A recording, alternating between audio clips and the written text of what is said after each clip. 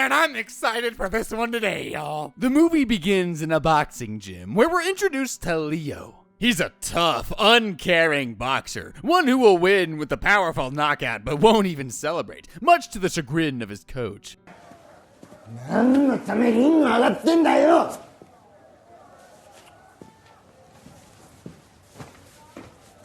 That being said, things seem to be going quite well for Leo, who's just had a glowing article written about him in a boxing magazine. However, that all changes when a single punch during a match manages to send him tumbling to the floor. Something clearly isn't right. We're then introduced to a crooked cop, Ultimo, played by the versatile Nao Amori of Ichi the Killer fame, and Yakuza member Kaze, played by Wood Jobs' Shota Somatani. So they're on the scene of the brutal murder of a Filipino drug dealer, which was intercut with Leo's first boxing match earlier in the film. Otomo seems to think that a gang war is around the corner, and he may be right, given that the Yakuza boss Gondo has just been released from prison. Oh yeah, there's one more major character we have yet to meet. Yuri, aka Monica, is a call girl with a drug habit who frequently has troubling hallucinations of her father, from whom she inherited a debt to the Yakuza. She's forced to live with a couple of drug dealers, Yasu and Julie, and they aren't very nice.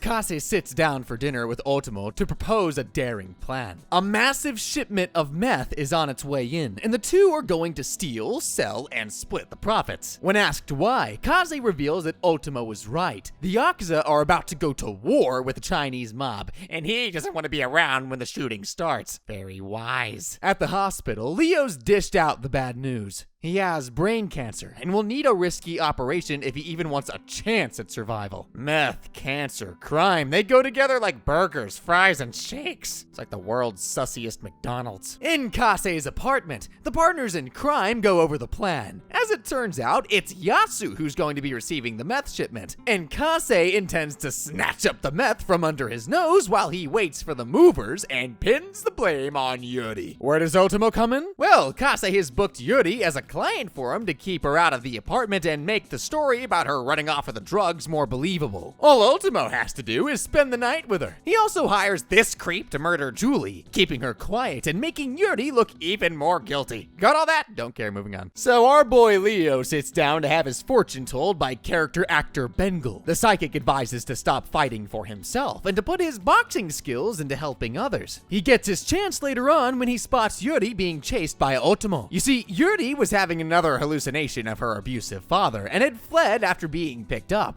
Still in a hallucinatory state, Yuri mistakes Leo for Ryuji, a guy that once defended her from her abusive dad. So she drags him along with her, and now he's along for the ride. Meanwhile, Kase messes up the robbery and winds up shooting Yasu dead, while Julie manages to stomp his hitman's head in. So yeah, Kase's whole plan is as frackin' messed up as that guy's face. Irony. Back at the Yakuza HQ, Kase returns, frackin' crap in his pants just the slightest amount. They receive a call from a distraught Julie, who's just found Yasu's body, and Kase blames it on the Chinese. Joshima, a mole in the Yakuza, lets the Chinese know what's up, and with that, all troops are mobilized, the war has begun, and both groups are looking for Yuri, who they wrongly suspect to be carrying the stolen drugs. At the crime scene, Kase is instructed to bring Julie back to her apartment, and after knocking her out, takes Yasu's phone from her and uses it to track Yuri's phone.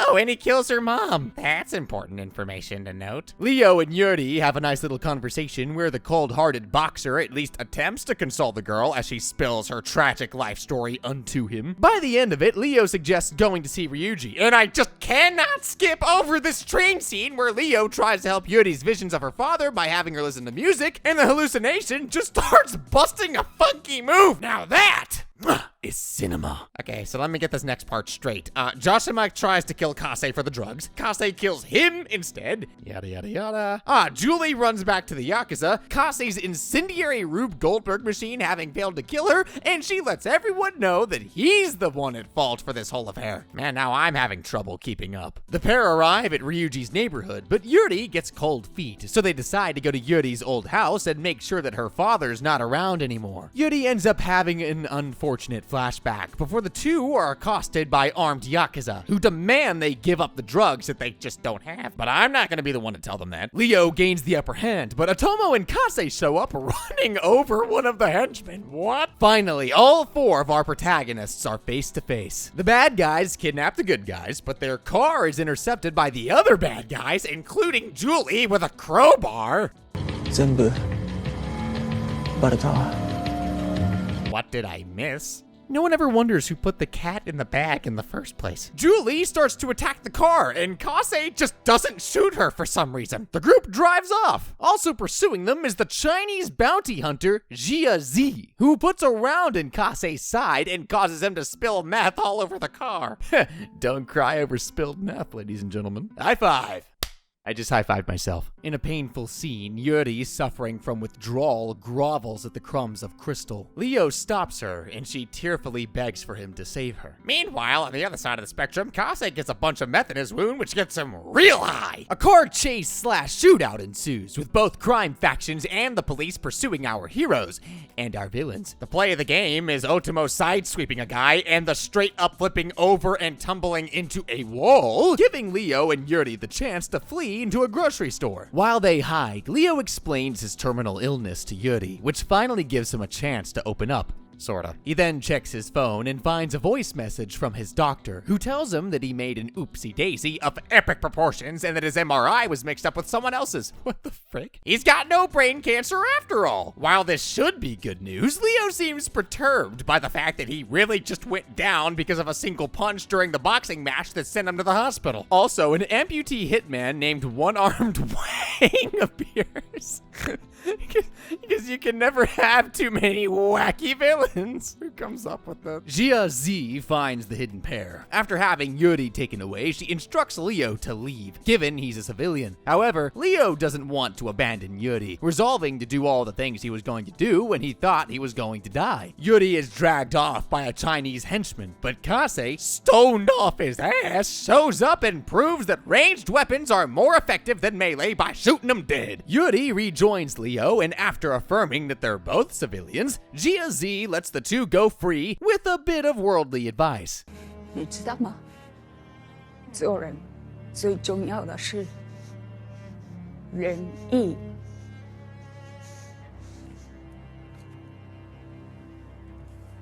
Another great action sequence follows, which includes Gondo slicing and shooting several opponents and Julie finally getting her revenge. She slices Kase's arm off, to which he isn't very receptive to.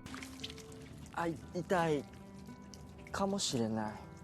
Then she decapitates him, kicks his head away, and gets shot. Main characters are dying now, people. That's how you know it's the third act. Don't miss it. Gondo and the one-armed executioner square up to have themselves a good old-fashioned samurai duel with lots of splashy blood squibs. As the duel rages on, Leo and Yuri get captured for like the 9,384th time, but this time by the mobster that shot Julie. Did he have a name? Who cares? I lost track. Yuri, picturing the mobster as her father, kicks him in the baby maker and steps aside so that Leo can engage in a proper fistfight. Both Leo and Gondo emerge victorious, yet bloodied in their respective brawls. Meanwhile, Otomo makes it to an exit, but finds that the building is surrounded by police officers. Gia emerges before he can explain anything away and shoots at Otomo, causing the cops to open fire and kills them both. Yeah, Gia, maybe you should have just let them arrest Otomo. Gondo stumbles across Yuri and Leo, as well as the drugs, and after affirming that he knows the two have nothing to do with the whole situation, has them drive them all out of there. In a random animated sequence, Leo launches the car over the police barricade and speeds off. Why was it animated? Probably because it's easier to hire some artists than to actually drive a car off a building.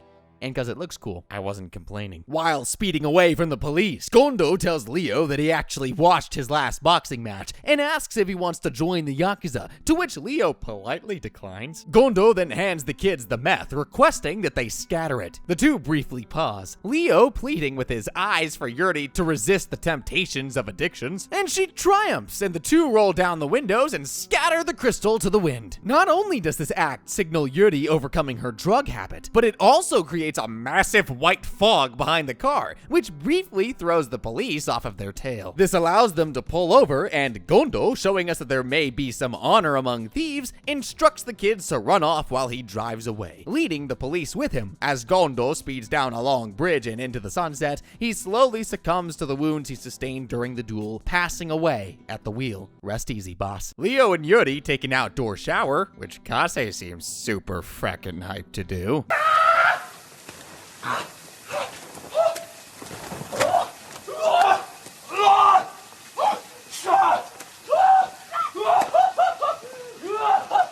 The two make their ways to the streets, where they're both surprised to run into Yuri's old savior, Ryuji, and his pregnant wife. Though they both appear concerned with the pair's disheveled condition, their meeting is brief, and Yuri walks away with the only thing she needs: closure. Though she may have had feelings for the boy, she's happy that he is happy. Realizing that she has nowhere to go, Leo invites Yuri to his place. The two then run off into the next chapter. It quickly becomes apparent that their struggles are not over. Although he manages to win a match, he still struggles in the ring, while Yuri continues to reel from symptoms of withdrawal. Whatever they face, however, it's clear that they will do it together, as the film ends with a wide shot of the two entering their apartment on a snowy afternoon.